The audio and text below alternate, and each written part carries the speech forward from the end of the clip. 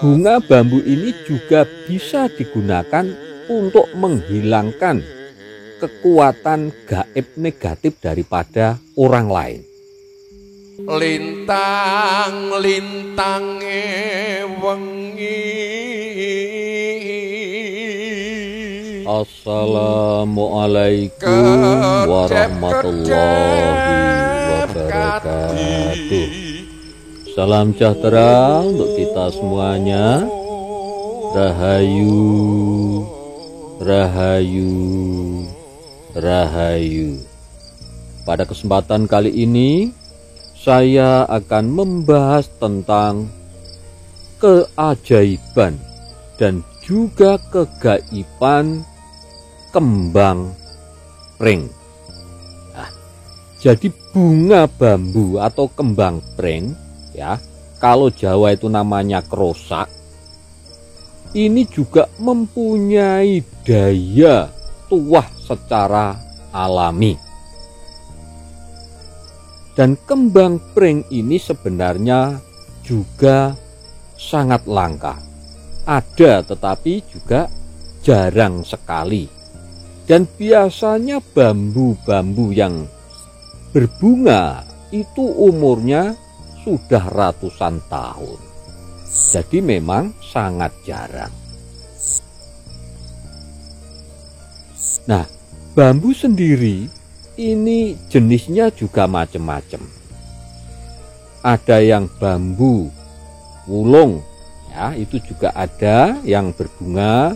Kemudian bambu apus itu juga ada. Kemudian bambu petung itu juga ada. Kemudian bambu wuloh itu juga ada. Kemudian bambu kuning, nah itu juga ada. Dan kegunaan daripada bambu-bambu itu tadi atau bunganya ini juga berbeda-beda sesuai dengan fungsinya masing-masing. Dan yang akan kita bahas kali ini adalah kegaiban atau tuah bunga bambu secara umum. Jadi mempunyai khasiat-khasiat dan juga keajaiban dan tuah secara umum.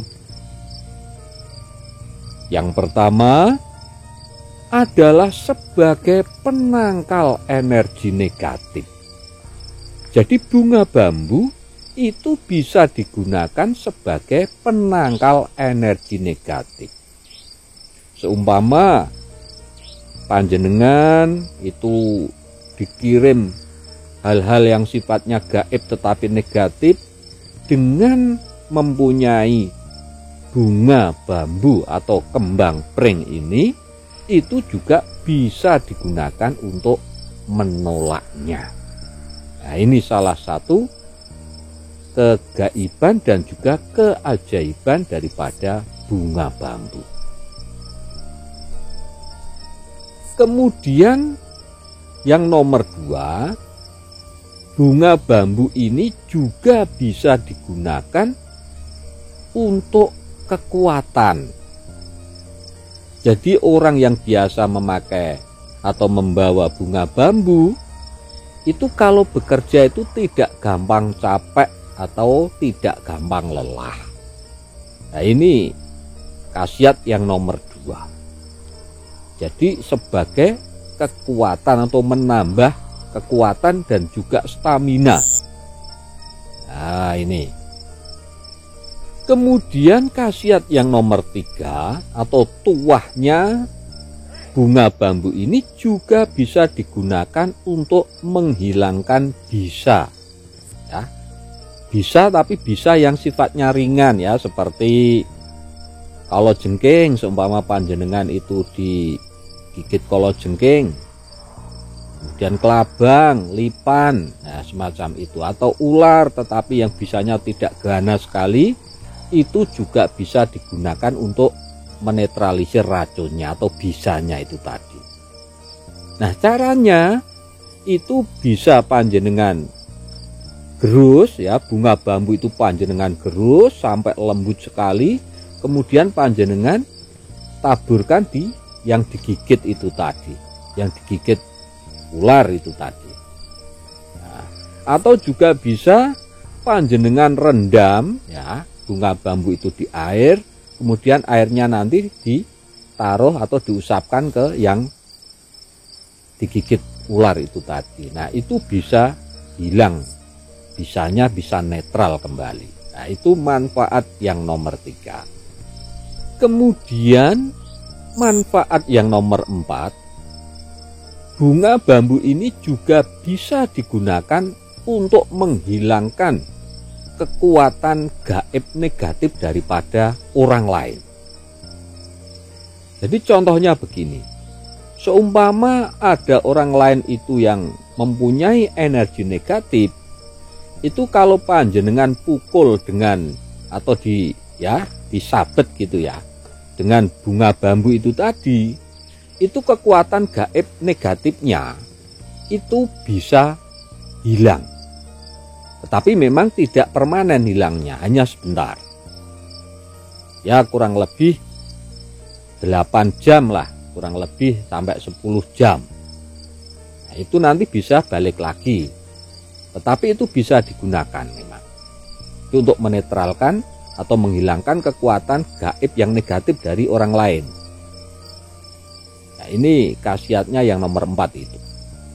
Kemudian manfaat ataupun khasiat daripada bunga bambu yang nomor 5, ini bisa panjenengan gunakan sebagai syarat srana untuk penglarisan. Jadi seumpama panjenengan berdagang, jadi bunga bambu atau krosak ini bisa panjenengan gunakan sebagai media atau syarat srana untuk melariskan dagangan panjenengan. Nah, caranya nanti ditaruh di kotak uang itu tadi yang untuk dagang. Nanti diberi minyak misik putih. Nah, sebelum diberi minyak misik putih, panjenengan berdoa dulu kepada Tuhan yang Maha Kuasa Allah Subhanahu wa taala menurut niat panjenengan supaya dagangan panjenengan laris. Nah, itu. Nah, kalau menggunakan doa yang Islami ya, jadi sebelum diberi minyak misik putih itu tadi, panjenengan bacakan, jadi panjenengan pegang itu tadi bunga bambunya, kemudian panjenengan bacakan surat Ikhlas sekali, kemudian panjenengan bacakan surat Al-Falaq sekali, kemudian surat An-Nas sekali, kemudian panjenengan bacakan surat Al-Fatihah sekali, kemudian panjenengan bacakan ayat kursi sekali, kemudian panjenengan bacakan summum bukmun umyung fahum layar jiun, itu 3 kali sambil menahan napas. Nah, setelah itu baru panjenengan beri minyak misik putih. Nah, itu terus ditaruh di tempat kotak penyimpanan uang untuk dagang itu tadi. Kalau seumpama bisnis ya, atau baru taraf untuk memulai bisnis ataupun baru untuk ketemu dengan orang supaya mendapatkan tender, ya tinggal dibawa saja, ditaruh di dompet. Nah, ini untuk peningkatan karir. Nah, itu juga bisa. Kemudian manfaat yang nomor 6 atau khasiatnya bunga bambu itu juga bisa digunakan sebagai pengasian. Nah, untuk masalah pengasian dengan menggunakan media bunga bambu ini nanti kita bahas di episode tersendiri, karena memang ada tata caranya khusus.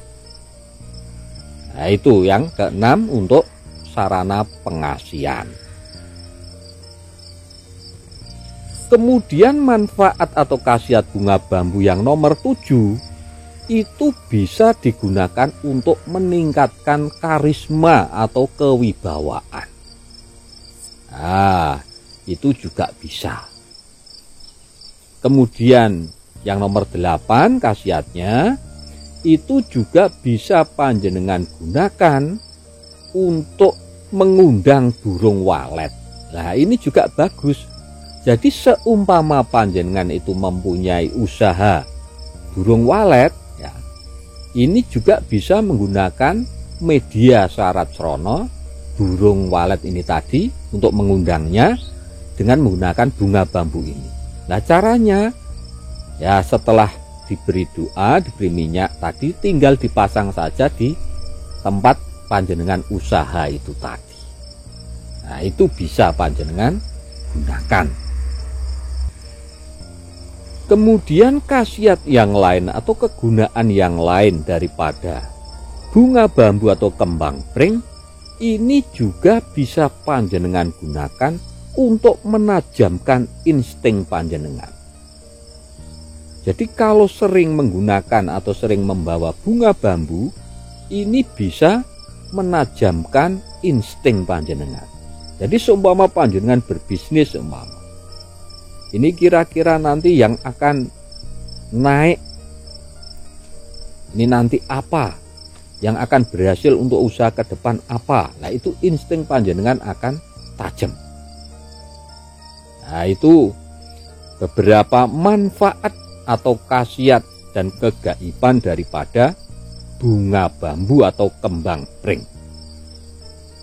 Dan mungkin panjenengan juga ada yang mempunyai bunga bambu ini.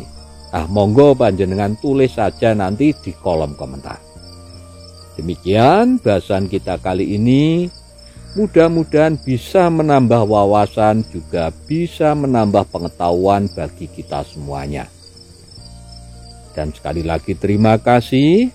Wassalamualaikum warahmatullahi wabarakatuh.